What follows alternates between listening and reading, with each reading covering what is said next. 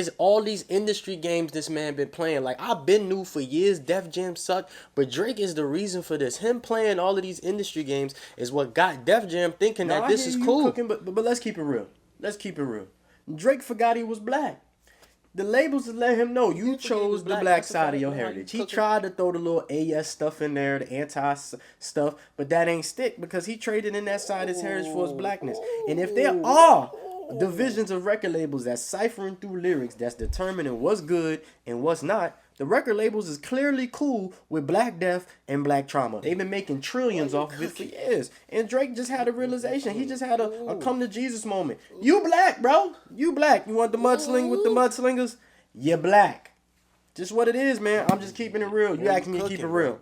Just keeping it real. The record label's been making money off of Black Death and Black Trauma for years. The moment you talk about somebody else's culture, you talking about somebody else's stuff, they coming after you. Just ask Professor Griff. I mean, I'm just keeping it real. That is good business. Black Death and Black Trauma is just as good business. It's as American as apple pie. Chill out, bro. It's supposed to be a lighthearted intro. You ain't supposed to be going this hard. You gonna get us canceled, man. You the business side. We supposed to be making this for money. This is supposed to be for the dough.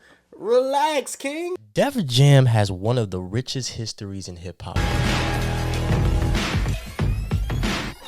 When you think of hip-hop in its early days, in the beginning days, you think of Def Jam. Def Jam was the record label of all record labels when it comes to hip-hop. But in the last 10 to 15 years, they have done anything they can to squander their legacy. Right now, Def Jam's latest, biggest signee is LiAngelo Ball. I think that's enough to tell you exactly what Def Jam is doing and what Def Jam is about in 2025. The record player with the needle on the post that I have fucking tattooed on me, them days are long gone. Why anybody is surprised that Def Jam did some anti-hip-hop shit, I'm shocked by it. I don't think there's another record label with its rich history, especially in those early 80 days, as much as Def Jam. Def Jam is the quintessential hip-hop rap label. Jam, it's the record label and logo hip-hop artists dream of being on. Def Jam tells you who I am. Started by Rick Rubin and Russell Simmons. Def Jam started out as a company in my dorm room. They are the culture, but as of recently, they have done anything they can to ruin their legacy. They recently were in the news because Pusha T had to leave Def Jam because Def Jam didn't think it was fitting for Kendrick Lamar to be on a song with Pusha, considering the UMG lawsuit that's going on right now. Come on, man. So Pusha T decided to pack his bags and go to South Beach. He decided to go to Rock Nation Distribution, and him and the latest Clips album would now be on Rock Nation Distribution. So after reading this article with GQ, it's just very eye-opening to me how a record label with such rich history has dropped the ball. I was recently reading a thread from a person on Twitter by the name of Bushman Demi. I'm gonna leave his information right here, but he was talking about, and he had a thread displaying how in the last 10 years, Def Jam has been the worst record label. They have fumbled Joey Badass. They have fumbled Jeremiah. They have fumbled Wale. They have fumbled Big Crit. But Def Jam did Big Sean wrong, Tiana wrong, even though she's still over there. Who else they did wrong? Crit, Joe Budden, August Alsina, Vince Staples. There is an assortment of artists. You can say Frank Ocean. They have fumbled an assortment of artists that just doesn't make any sense. Logic. There's so many different artists that Def Jam has had that they just have ruined in the last few years, or they just have fumbled the ball. Having good artists ain't their thing. I don't know what they saw in LiAngelo Ball, but I already know they're not going to get their return on investment. They might have got their return on investment with the song Tweaker. I don't know. He's starting to, reheat those cold french fries and try to give you the same song again. The music business is in absolute shambles. Artists, executives, A&Rs, people are getting laid off left and right. It's an absolute mess out here. And y'all want me to believe that LiAngelo Ball is the one to come and resurrect things. That just is very indicative to where Def Jam has been at in the last few years. It's just crazy to me. They had Rockefeller, LL. Def Jam is one of the biggest record labels of all time. Right now, they have the roots. They have a great artist, but it seems as though they don't know what to do. I don't know who's working over there, but they definitely need to change course and figure it out, man. Death Row is starting to come back thanks to Snoop, and Snoop is starting to take over and do things with Death Row, even though I feel as though he kind of ruining it too, but he's definitely doing better than Def Jam is doing right now. If you think about all the major record labels, Def Jam is aging like milk. I don't know who's over there. I don't know what's going on, but it's embarrassing. The fact that Pusha is rolling out his album by letting you know this company, Def Jam, this record label, is not supportive of his artist and is trying to block a song. Is trying to block a song with Kendrick due to a lawsuit is crazy to me. It seems to be not a place for good artists, for artists to sign. It seems as though they're looking for the quick hit, the quick fix. They've done a good job with marketing themselves as the hip-hoppiest hip-hop label, and that just has not been the truth for quite some time. So it don't shock me that they said in the middle of litigation, hey, no Kendrick. Maybe the money is funny over there, and that's why they're signing the Leangelo Balls, and they're trying to sign something that's quick. But if you ask me, man, the best artists are the ones that you invest in, are the ones that you give artist development with. And you might not see a return on investment for a while, but when you do, it'll be big. But it doesn't seem as though Def Jam has been focusing on that. I just am confused with a legacy like them. Why does nobody care about that, right? Nobody really cares about that. I was on the Def Jam website, and I'm just like, it just feels weird. It feels empty. I mean, you got to think about Def Jam Fight for New York, Def Jam V for Vendetta. Def Jam got some of the biggest moments still to this day when it comes to hip hop. Having Jay-Z, having DMX, having all these amazing artists, but just not translating that to the new. I don't know. I don't know if they may be stuck in the old, but I was on their shop and I was looking at all the artists they have. They got 2 Chainz, 07 Shakes, Big Sean, Amani White, right? Like a lot of these artists, if you think about it, they have had a hard time cracking they have been having a hard time. Big Sean specifically has been having a hard time cutting through, right? A lot of Big Sean's moves just don't seem to be working. 2 Chainz is a legacy act at this point. He just did a dope project with Larry June. Not a big Larry June fan like that.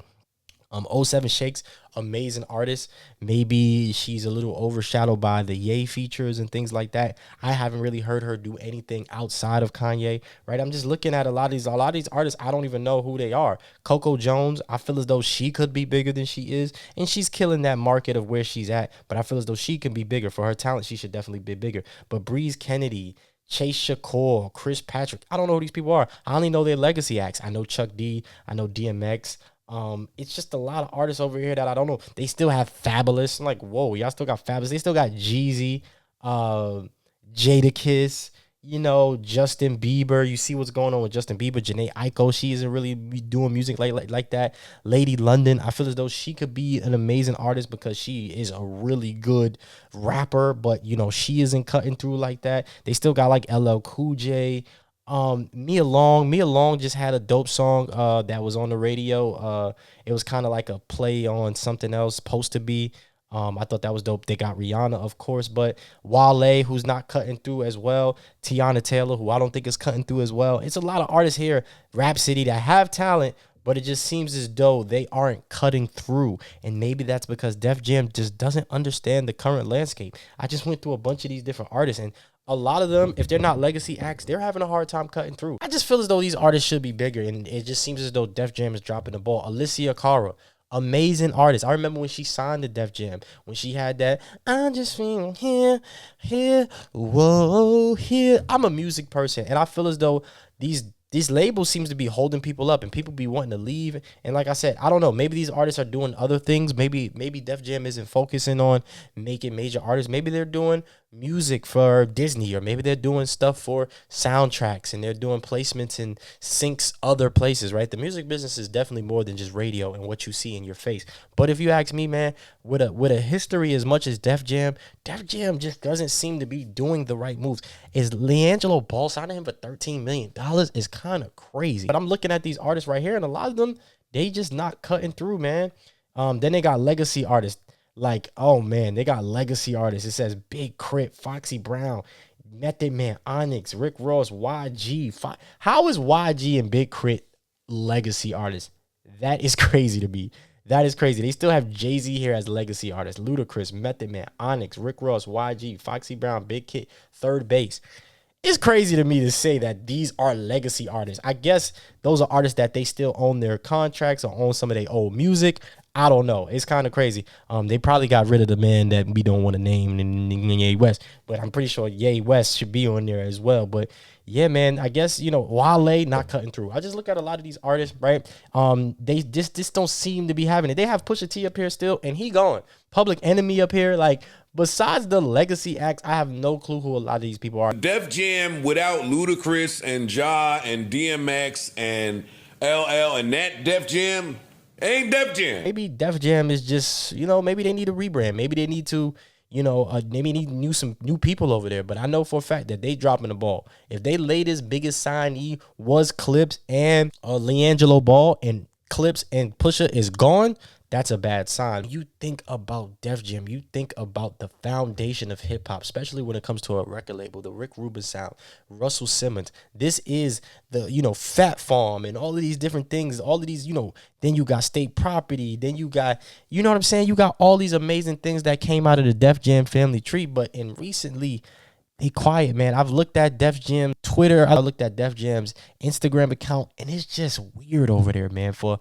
such a historic record label, man, it's sad to see where they are right now. And exposing them is just showing people how dangerous this lawsuit is with Drake, and how it is affecting the behind-the-scenes work and the behind-the-scenes business of artists like Pusha, of artists like Kendrick, where they're very much into their artistry bag, and they don't want things to change. They don't want to replace people. They want it to be as true to what they put down. So I could see an artist like Pusha, I could definitely see him be like, yo, I'm going. I could see an artist like Pusha who's very strong-willed, very strong-minded, just being like deuces, and signing a distribution deal, which is more than likely probably better for them. They probably don't have as many hands as they pocket. I can't see a major record deal really being that beneficial to the record label, especially with a legacy act like Pusha, like Clips, where they're probably not going to do astronomical numbers. Will they go number one? I hope so. I hope that in the 2025, they can at least have the number one hip hop album. Will they be on the Billboard charts of 200? Maybe they'll be number one. I'm hoping for them. It's been kind of slow in 2025. It seems as though everybody's waiting for something. Everybody's holding back. That's remained to be seen. But I'm excited about this Clips album. It's going to be amazing. Them getting off Def Jam is definitely the right move. I don't think Def Jam has been doing what they're supposed to be doing. But y'all let me know how y'all feel in the comment section. Just think about it, man. Think about the amazing Cash Moneys, Death Row, all these amazing, big, amazing record labels, and Def Jam is one of them, and they're just not doing what they're supposed to. But leave me your thoughts in the comment section. Make sure you comment, like, subscribe, ring that notification bell so you can be notified whenever I release a video. Donate to this Cash App right here. You got $5 on you, I can borrow. Anything is appreciated. The best way to support this channel and further the mission over here is to join to be a member. Link is in the description, or if the option is available to you, hit the join button. Hey, listen, man, we making magic happen over here. Def Jam, 2 thumbs down, man. Basura, baby. I'm out of here, man. Let me know how you feel in the comment section. Peace.